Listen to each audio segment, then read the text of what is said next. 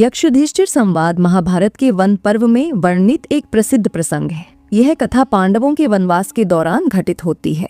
इस प्रसंग में यक्ष और युधिष्ठिर के बीच एक ज्ञानपूर्ण संवाद होता है, जिसमें राजा युधिष्ठिर जीवन के महत्वपूर्ण सवालों का बहुत ही सरल शब्दों में जवाब दे देते हैं, जो नैतिकता, धर्म और जीवन के मूल्यों पर आधारित है। हर गर्भवती माता को यह संवाद जरूर सुनना चाहिए, जिससे होने वाले संतान के ज्ञान में वृद्धि हो।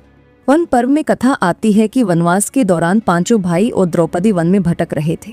तब उन्हें प्यास लगी। इस पर युधिष्ठिर ने सहदेव को पानी लेने के लिए भेजा। सहदेव एक सरोवर के समीप गए।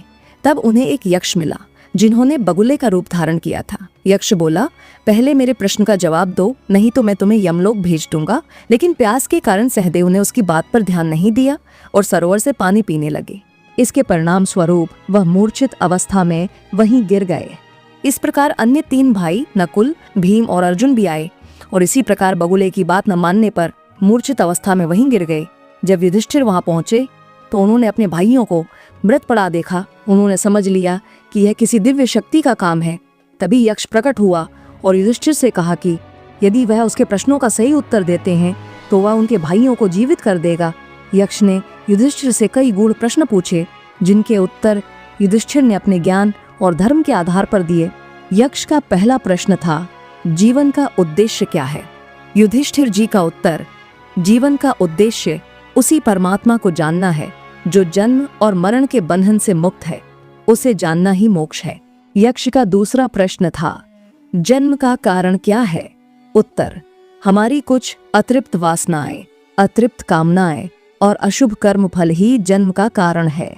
यक्ष का तीसरा प्रश्न था, वासना का जन्म से कैसा संबंध होता है? युधिष्ठिर जी का उत्तर, जैसी वासना होगी वैसा ही जन्म मिलेगा।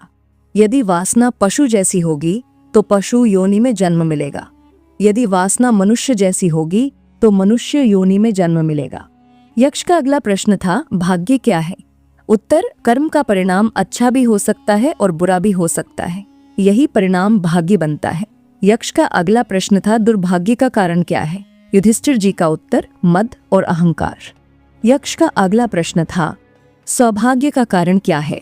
उत्तर, सत्संग और सबके प्रति मैत्री भाव। यक्ष का अगला प्रश्न था, दिन रात किस बात का विचार करना चाहिए? उत्तर, धर्म और नीति का विचार करना चाहिए। यक्ष का अगला प्रश्न था, संसार को कौन जीतता है? उत्तर, जिसमें सत्य और श्रद्धा है। यक्ष का अगला प्रश्न था, किसी का ब्राह्मण होना किस बात पर निर्भर करता है? उसके जन्म पर या उसके सदाचार और स्वभाव पर? उत्तर, ब्राह्मण तत्व जन्म या विद्या से प्राप्त नहीं होता। ब्राह्मण तत्व सदाचार और स्वभाव पर ही निर्भर है। जिसमें सदाचार नहीं हो वह ब्राह्मण नहीं हो सकता। जिसमें बुरा स्वभाव हो वह चाहे कितना भी पढ़ा लिखा क्यों न हो, वह ब्राह्मण नहीं होता। यक्ष का अगला प्रश्न था, मनुष्य का साथ कौन देता है? उत्तर, धैर्य ही मनुष्य का सच्चा साथी होता है। यक्ष का अगला प्रश्न था, कौन सा शास्त्र है जिसका अध्ययन करके मनुष्य बुद्धिमान बनता है? उत्तर, कोई भी ऐसा शास्त्र नहीं है। महान लोगों की संगति से ही मनुष्य बुद्धिमान बनता है। यक्ष का अगला प्रश्न था, भूमि से भारी चीज क्या है? उत्तर, संतान को गर्भ में धारण करने वाली माँ भूमि से भारी होती है। यक्ष का अगला प्रश्न था, आकाश से भी ऊंचा कौन है? उत्तर, पिता।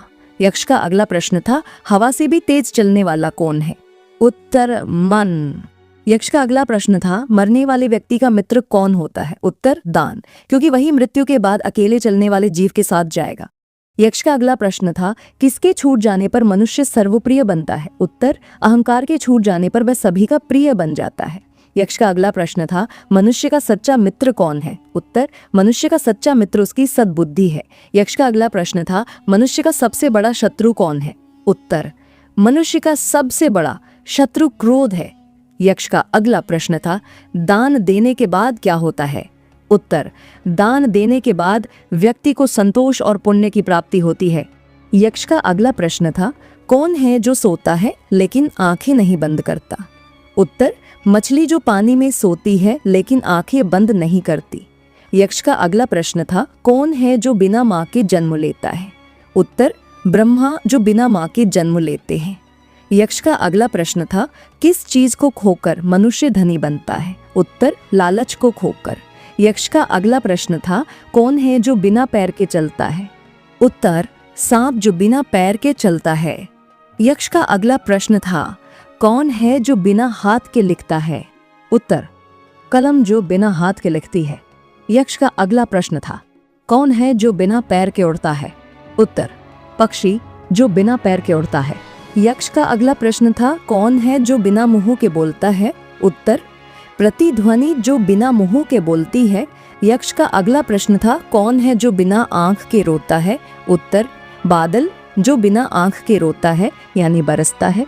यक्ष का अगला प्रश्न था, कौन है जो बिना हाथ के मारता है? उत्तर, क्रोध जो बिना हाथ के मारता है। यक्ष का अगला प्रश्न था, कौन है जो बिना पैर के दौड़ता है? उत्तर, समय जो बिना पैर के दौड़ता है। यक्ष का अगला प्रश्न था, कौन है जो बिना मुंह के खाता है?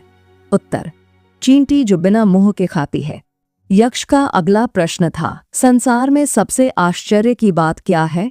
युधिष्ठिर जी का उत्तर, यह देखते हुए भी इंसान इस सच को नहीं देखता कि उसे भी एक दिन इस धरती से जाना है। यही महान आश्चर्य है। इस प्रकार युधिष्ठिर ने सारे प्रश्नों के सही सही उत्तर दिए। अंत में यक्ष बोला, युधिष्ठिर, मैं तुमसे प्रसन्न हूं। तुम जल ले सकते हो, साथ ही तुम अपने एक भाई को भी जीवित कर सकते हो। बताओ, तुम किसे जीवित करना चाहते हो? तब युधिष्ठिर ने अपने छोटे भाई नकुल को जिंदा करने के लिए कहा। यक्ष ने पूछा, तुमने भीम और अर्जुन जैसे वीरों को जिंदा करने के बारे में क्यों नहीं सोचा? युधिष्ठिर बोले, मनुष्य की रक्षा धर्म से होती है। मेरे पिता की 2 पत्नियां थी। कुंती का एक पुत्र तो मैं बच गया हूँ। मैं चाहता हूँ कि माता माद्री का भी एक पुत्र जीवित रहे। उत्तर सुनकर यक्ष बहुत खुश हो गए और उन्होंने सभी भाइयों को जीवित कर दिया। यक्ष ने अपने वास्तविक रूप में प्रकट होकर बताया कि वह यमराज थे, जो युधिष्ठिर की धर्मपरायणता की परीक्षा ले रहे थे। महाभारत की जीत का वरदान देकर वे अपने धाम लौट गए। यह कथा महाभारत में धर्म और नैतिकता के महत्व को दर्शाती है और युधिष्ठिर की बुद्धिमत्ता और धैर्य को उजागर करती है। इस प्रसंग से ये शिक्षा मिलती है कि धर्म और नैतिकता का पालन करने वाला व्यक्ति हर परिस्थिति में विजयी होता है। आशा है आप अपने जीवन में बहुत सारी शिक्षाएं इस संवाद के द्वारा लेंगे। हरे कृष्णा। इसी तरह के वीडियोस देखने के लिए हमारे चैनल को सब्सक्राइब करें और हो सके तो वीडियो को लाइक और शेयर करें। आपका इतना सा सपोर्ट हमें इसी तरह के और वीडियो बनाने के लिए प्रेरित करता है।